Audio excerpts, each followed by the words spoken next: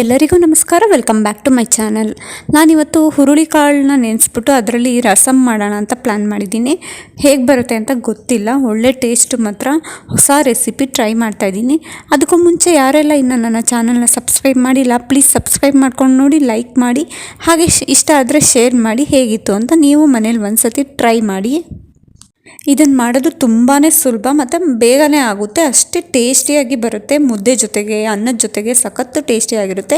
ಈ ಚಳಿಗಾಲದಲ್ಲಿ ಈ ರೀತಿಯಾಗಿ ಬಿಸಿ ಬಿಸಿಯಾಗಿ ವೆರೈಟಿ ಮಾಡ್ಕೊಂಡು ತಿಂದರೆ ಎಲ್ಲರಿಗೂ ಕೂಡ ಇಷ್ಟ ಆಗುತ್ತೆ. ಬನ್ನಿ ಇವಾಗ ಹೇಗೆ ಮಾಡೋದು ಅಂತ ನೋಡೋಣ.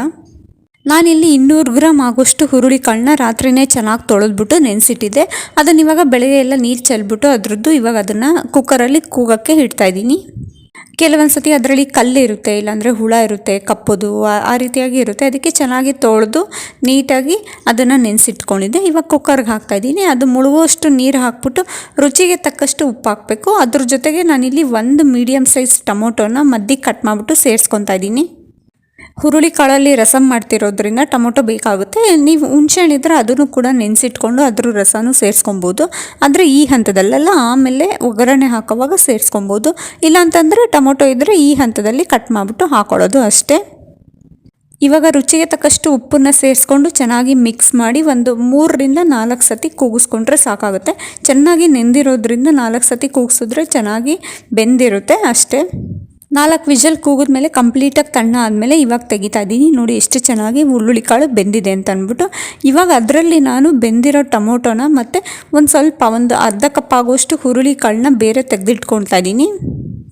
ಏನಕ್ಕೆ ಅಂತಂದರೆ ರಸಮ್ನ ಕುದಿಸೋವಾಗ ಇದನ್ನು ತೆಗೆದಿಟ್ಕೊಂಡಿರೋದನ್ನು ರುಬ್ಬಿಟ್ಟು ಸೇರಿಸ್ಕೊಂಡ್ರೆ ತುಂಬಾ ಚೆನ್ನಾಗಿ ಟೇಸ್ಟ್ ಬರುತ್ತೆ. ಅದಕ್ಕೋಸ್ಕರ ಅಷ್ಟೇ. ಇವಾಗ ಟೊಮೊಟೊ ಮತ್ತು ಒಂದು ಅರ್ಧ ಕಪ್ ಆಗೋಷ್ಟು ಬೆಂದಿರೋ ಹುರುಳಿ ಕಾಳನ್ನ ತೆಗೆದಿಟ್ಕೊಳ್ತಾ ಇದ್ದೀನಿ. ಅದು ಕಂಪ್ಲೀಟಾಗಿ ತಣ್ಣ ಆದಮೇಲೆ ಸ್ವಲ್ಪ ರುಬ್ಬಿಟ್ಕೊಬೇಕಾಗುತ್ತೆ ಅಷ್ಟೇ, ಇನ್ನೇನಿಲ್ಲ. ಅದ್ರ ಜೊತೆ ಇನ್ನೇನು ಸೇರಿಸೋಷ್ಟಿಲ್ಲ, ಬರೀ ಅದನ್ನು ಮಾತ್ರ ರುಬ್ಬಿಟ್ಕೊಂಡ್ರೆ ಸಾಕಾಗುತ್ತೆ. ಇವಾಗ ಇದನ್ನು ಬಸ್ತಿಟ್ಕೊಳ್ತಾ ಇದ್ದೀನಿ. ಅದ್ರದ್ದು ಹುರುಳಿ ಕಾಳು ಬೆಂದಿರೋ ನೀರನ್ನ ಬೇರೆ ಮತ್ತು ಹುರುಳಿ ಕಾಳನ್ನ ಬೇರೆ ಬಸ್ತಿಟ್ಕೊಳ್ತಾ ಇದ್ದೀನಿ. ತುಂಬಾ ಸುಲಭ, ಏನೂ ಹಾಕೋಷ್ಟಿಲ್ಲ. ಒಂದು ಈರುಳ್ಳಿ ಹಾಕಿದ್ರೆ ಸಾಕಾಗುತ್ತೆ ಅಷ್ಟೇ. ಅಷ್ಟು ಚೆನ್ನಾಗಿ ಟೇಸ್ಟಿಯಾಗಿ ಬರುತ್ತೆ. ನೀವು ಕೂಡ ಮನೇಲಿ ಒಂದು ಸತಿ ಈ ರೀತಿಯಾಗಿ ಟ್ರೈ ಮಾಡಿ. ಮಾಡಿಲ್ಲ ಅಂತಂದರೆ ಸಖತ್ತು ಟೇಸ್ಟಿಯಾಗಿರುತ್ತೆ ಮಾತ್ರ. ಮುದ್ದೆಗೆ ಮತ್ತು ಅನ್ನಕ್ಕೆ ಮಾತ್ರ ತುಂಬಾ ಚೆನ್ನಾಗಿ ಟೇಸ್ಟಿಯಾಗಿ ಬರುತ್ತೆ. ಇವಾಗ ಅದನ್ನು ಬಸ್ತಿಟ್ಬಿಟ್ಟು ತೆಗೆದಿಟ್ಕೊಳ್ತಾ ಇದ್ದೀನಿ. ಮತ್ತು ಇವಾಗ ನಾನು ಕಾಳಿಗೆ ಒಗ್ಗರಣೆ ಹಾಕ್ತಾಯಿದ್ದೀನಿ. 1-2 ಟೇಬಲ್ ಸ್ಪೂನ್ ಆಗೋಷ್ಟು ಎಣ್ಣೆ ಹಾಕೊಳ್ಳೋದು. ಎಣ್ಣೆ ಚೆನ್ನಾಗಿ ಕಾಯಬೇಕು. ಕಾದ್ಮೇಲೆ 1/4 ಚಮಚ ಸಾಸಿವೆ ಹಾಕೊಳ್ಳೋದು. ಆಮೇಲೆ 1 ಕಡ್ಡಿ ಕರ್ಬೇವಿನ ಸೊಪ್ಪು. ಅದಾದಮೇಲೆ 1 ಮೀಡಿಯಮ್ ಸೈಜ್ ಈರುಳ್ಳಿನ ಈ ರೀತಿಯಾಗಿ ಕಟ್ ಮಾಡಿ ಇಟ್ಕೊಂಡಿದ್ದೆ, ಅದನ್ನು ಕೂಡ ಸೇರಿಸ್ಕೊತಾ ಇದ್ದೀನಿ. ಚೆನ್ನಾಗಿ 1-2 ನಿಮಿಷ ಫ್ರೈ ಮಾಡಿದ್ರೆ ಸಾಕು. ಕಮ್ಮಿ ಉರಿ ಕೊಟ್ಟು 1-2 ನಿಮಿಷ ಚೆನ್ನಾಗಿ ಫ್ರೈ ಮಾಡಬೇಕಾಗುತ್ತೆ.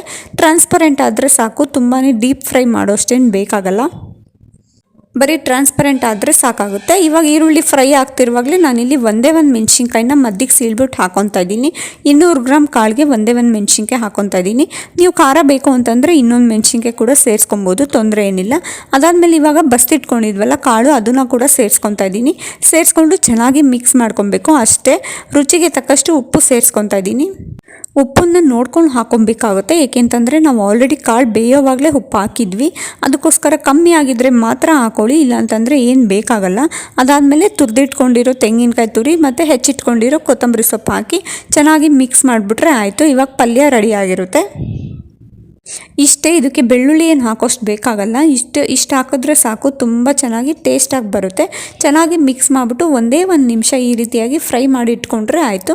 ಪಲ್ಯ ರೆಡಿ ಆಯಿತು. ಇವಾಗ ಪಲ್ಯನ ಎತ್ತಿಟ್ಕೊಂಡ್ಬಿಟ್ಟು ನಾವೀಗ ಬಸ್ತಿಟ್ಕೊಂಡಿದ್ವಲ್ಲ ಸಾರು, ಅದಕ್ಕೆ ಒಗ್ಗರಣೆ ಹಾಕ್ತಾಯಿದ್ದೀನಿ.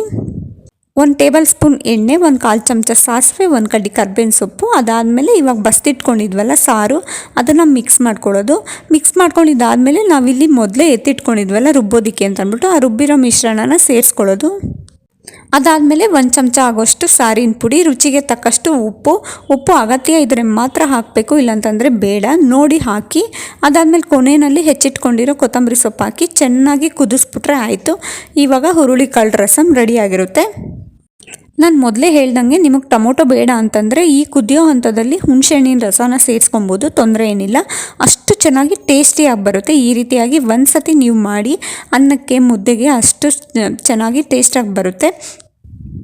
ನೋಡಿದ್ರಲ್ಲ ತುಂಬಾ ಸಿಂಪಲ್ ಹುರುಳಿಕಾಳು ರಸಮ್ಮು, ನೆನೆಸಿಟ್ಕೊಂಡು ಮಾಡಿದ್ರೆ ಆಯಿತು. ತುಂಬಾ ಪ್ರೋಟೀನ್ ಇರುತ್ತೆ ಹುರುಳಿಕಾಳು ತಿನ್ನೋದ್ರಿಂದ. ನೀವು ಕೂಡ ಮನೇಲಿ ಒಂದು ಸತಿ ಟ್ರೈ ಮಾಡಿ, ಸಖತ್ತಾಗಿರುತ್ತೆ ಮಾತ್ರ. ಈ ವಿಡಿಯೋ ಇಷ್ಟ ಆಗಿದ್ರೆ ಪ್ಲೀಸ್ ಒಂದು ಲೈಕ್ ಮಾಡಿ, ಹಾಗೆ ನಿಮ್ಮ ಫ್ಯಾಮಿಲಿ ಮತ್ತು ಫ್ರೆಂಡ್ಸ್ಗೆಲ್ಲ ಶೇರ್ ಮಾಡಿ. ಮತ್ತು ಹೇಗಿತ್ತು ಅಂತ ನೀವು ಕೂಡ ಮನೇಲಿ ಒಂದು ಸತಿ ಟ್ರೈ ಮಾಡಿ, ಹೇಗಿತ್ತು ಅಂತ ನನಗೆ ಕಮೆಂಟ್ ಮಾಡಿ. ಇನ್ನಷ್ಟು ಈಸಿ ರೆಸಿಪೀಸ್ಗಳಿಗೆ ನನ್ನ ಚಾನಲ್ನ ಪ್ಲೀಸ್ ಸಬ್ಸ್ಕ್ರೈಬ್ ಮಾಡ್ಕೊಂಡು ನೋಡ್ತಾ ಇರಿ. ಹಾಗೆ ಇನ್ನು ಯಾರೆಲ್ಲ ನನ್ನ ಚಾನಲ್ನ ಸಬ್ಸ್ಕ್ರೈಬ್ ಮಾಡಿಲ್ಲ ಪ್ಲೀಸ್ ಸಬ್ಸ್ಕ್ರೈಬ್ ಮಾಡ್ಕೊಂಡು ನೋಡಿ. ಹಾಗೆ ಪಕ್ಕದಲ್ಲಿರೋ ಬೆಲ್ ಐಕಾನ್ನ ಕ್ಲಿಕ್ ಮಾಡಿ ಮತ್ತು ಆಲ್ ಅಂತ ಸೆಲೆಕ್ಟ್ ಮಾಡಿ. ಇದರಿಂದ ನಾನು ಮಾಡೋ ವೀಡಿಯೋಸು ಫಸ್ಟ್ ನೋಟಿಫಿಕೇಷನ್ ನಿಮಗೆ ಬರುತ್ತೆ. ಹೀಗೆ ನನ್ನ ಚಾನಲ್ನ ಸಪೋರ್ಟ್ ಮಾಡ್ತಾಯಿರಿ. Thank you for watching.